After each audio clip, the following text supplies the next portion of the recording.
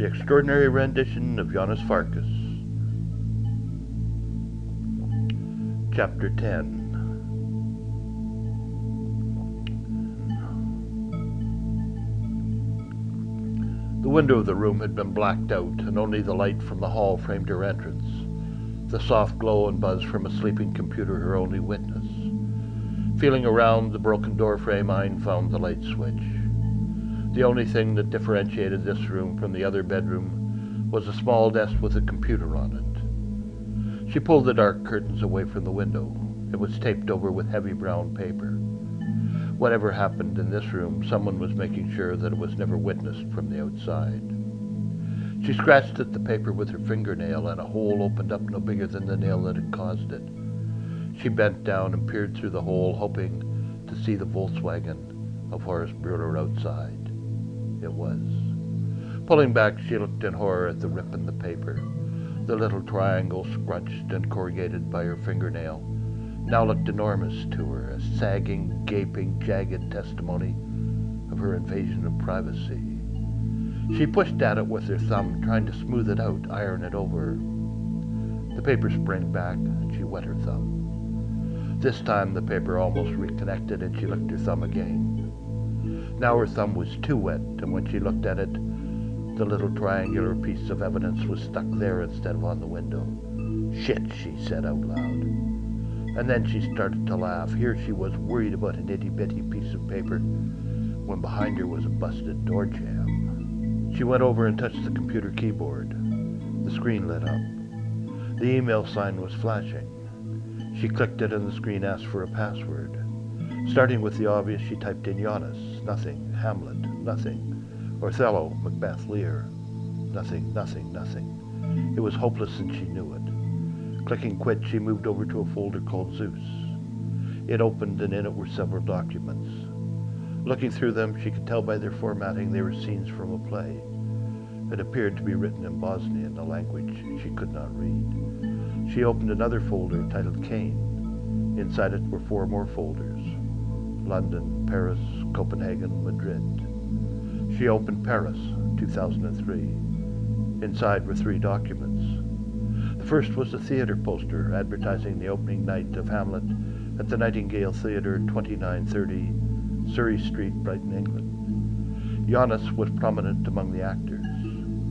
The second document was an article from the Paris newspaper Le Monde. It documented a terrorist attack on the Paris metro. The explosion had killed 4 people, including David Smith, an associate director of the NATO Office of Security, who was only visiting Paris and out for a night on the town.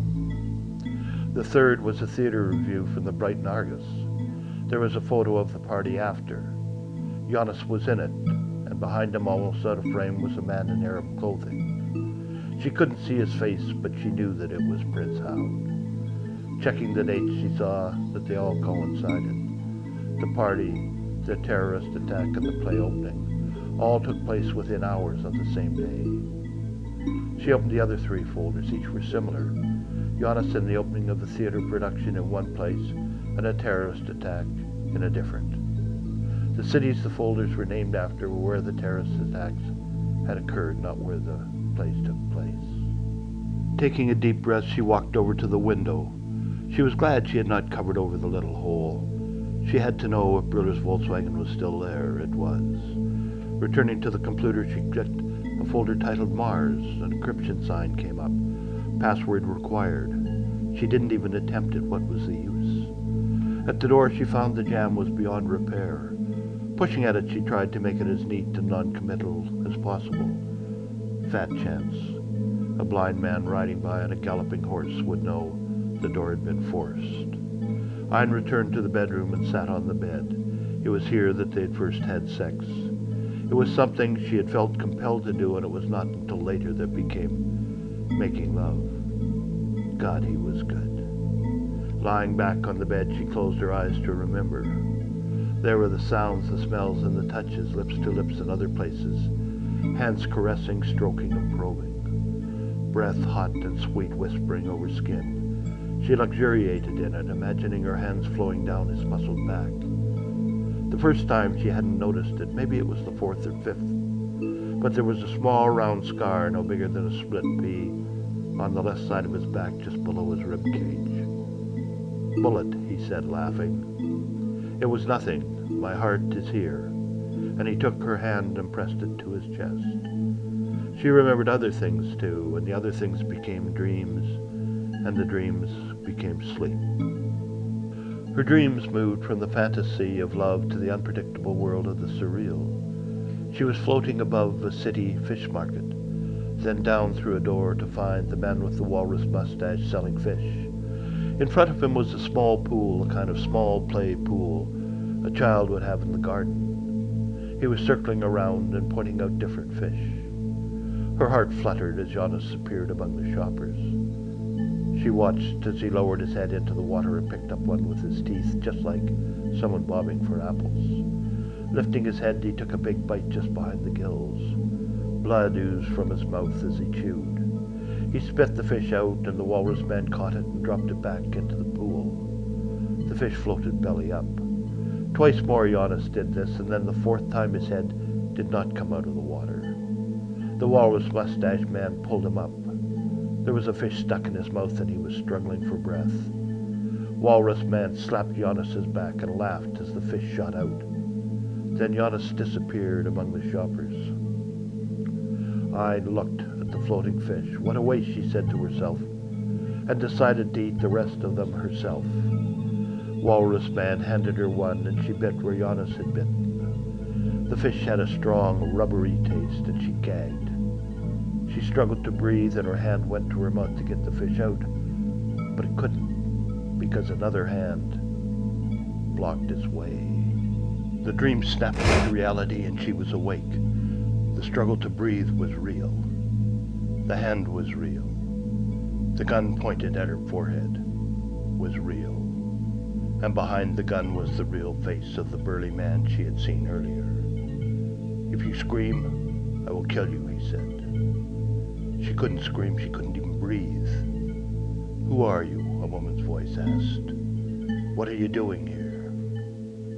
Ein struggled to answer, but only a suffocating noise came out. "For Christ's sake, Turk, let her breathe," the woman said. The burly man pulled his hand back. Ein gulped for air. The woman's face came into view. She was near Ein's age and pretty, but not soft. Her eyes showed no sign of compassion. They were as cold as the dead eyes of the fish she had just choked on. It was the woman, the model in the framed Paris match cover in the other room. "Who are you?" the woman asked. Ein swallowed hard. Who was she? What was the answer? The woman moved the burly man aside and leaned over Ein, lowering her face and examining Ein's as if she were a corpse on a slab. Her eyes were devoid of emotion. Straightening up, she gave a little smile, and then she slapped Ein hard across the face. Tears came to Ein's eyes, and with them anger. "Who are you?" "Who the hell are you?" Ein shot back. "What are you doing in my husband's apartment?" The look on the other woman's face didn't change, the thin smile in the cold eyes still thin and cold. Ein prepared herself for another slap. It didn't come. "Who is your husband?" the woman asked. "Janos Farkas," Anne replied, nodding to the poster on the wall, "the actor." "You are lying. Janos is not married," the woman said. Leaning back, "You can shoot her now if you want, Turk, but do it quietly." The burly man brought the pistol back to her face. This time it touched her skin. It was gunmetal, cold and yet seared with its own brand of heat. Her mind scrambled, raced, and then there was nothing. That's the end of Chapter 10. Tomorrow, Chapter 11.